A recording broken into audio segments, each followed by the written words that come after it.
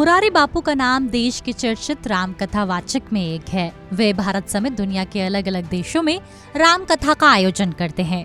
मुरारी बापू के कथा सुनाने का अंदाज इतना खास है कि कथा सुनने हजारों भक्तों की भीड़ उमड़ती है। कथा के दौरान वे कविता और शायरी भी कहते हैं। मुरारी बापू की कथाओं में तमाम दिग्गज शायर, गीतकार, कवि आदि शामिल होते हैं। मुरारी बापू कई बड़े राजनेता, उद्योगपति और आध्यात्मिक गुरुओं से भी जुड़े हैं। मुरारी बापू के साथ बड़े बड़े राजनेता नरेंद्र मोदी, मुकेश अंबानी भी नजर आते हैं। पीएम मोदी जब गुजरात के मुख्यमंत्री थे तब वे इनकी कथा में श्रोता के तौर पर शिरकत कर चुके हैं। कहा जाता है कि मुरारी बापू ने ही पहली बार प्रधानमंत्री मोदी को फकीर कहकर संबोधित किया था। 1960 में जब वे केवल 14 वर्ष के थे तब उन्होंने पहली बार राम कथा का वचन तालगरजदा स्थित राम जी मंदिर में किया था। मुरारी बापू अब तक 900 से अधिक राम कथाओं का वाचन कर चुके हैं। इसमें भारत समेत America, England, Brazil, Bhutan, Dubai, Australia, दक्षिण अफ्रीका और केन्या इत्यादि जैसे कई देश शामिल हैं। संत मुरारी बापू की संपत्ति की बात करें तो 300 करोड़ रुपए संपत्ति मीडिया रिपोर्ट्स के अनुसार सामने बताई जाती है। उनकी सालाना आय लगभग 300 करोड़ रुपए है, लेकिन उनकी कुल संपत्ति इससे कहीं ज्यादा है। लगभग 1500 करोड़ रुपए बताई जाती है। कुछ रिपोर्ट्स के अनुसार उनकी कुल संपत्ति 413 करोड़ रुपए से अधिक है। इसके अलावा उनके पास 350 से अधिक आश्रम और 17,000 से अधिक बाल संस्कार केंद्र हैं। यह ध्यान रखना महत्वपूर्ण है कि मुरारी बापू राम कथा के लिए कोई शुल्क नहीं लेते हैं और उनके प्रवचन सभी के लिए खुले हैं।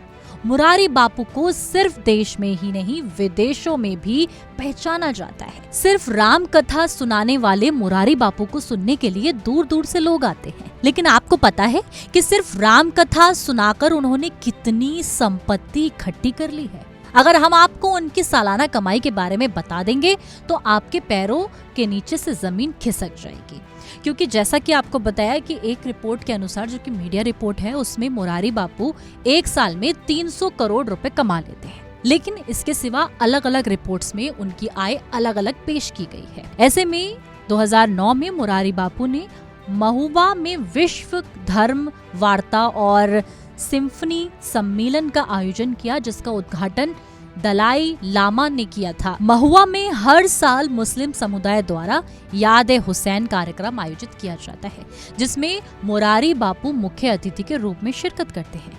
मुरारी बापू अपनी कथाओं के माध्यम से अच्छा धन कमा लेते हैं, लेकिन वह अपनी कमाई का सारा पैसा दान में दे देते हैं। क्या ये बात आप जानते हैं?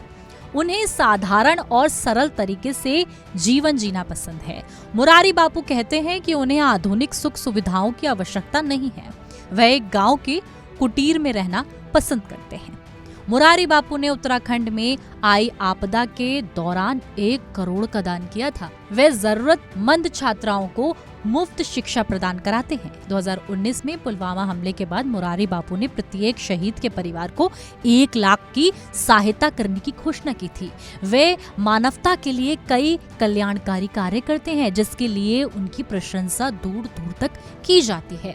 ऐसे में मायने ये नहीं रखता कि मुरारी बापू कितना कमाते हैं, मायने ये रखता है कि वो कमाने के बाद सब कुछ दान कर देते हैं। क्या ये बातें आपको पता थी? कमेंट बॉक्स में जरूर बताएं।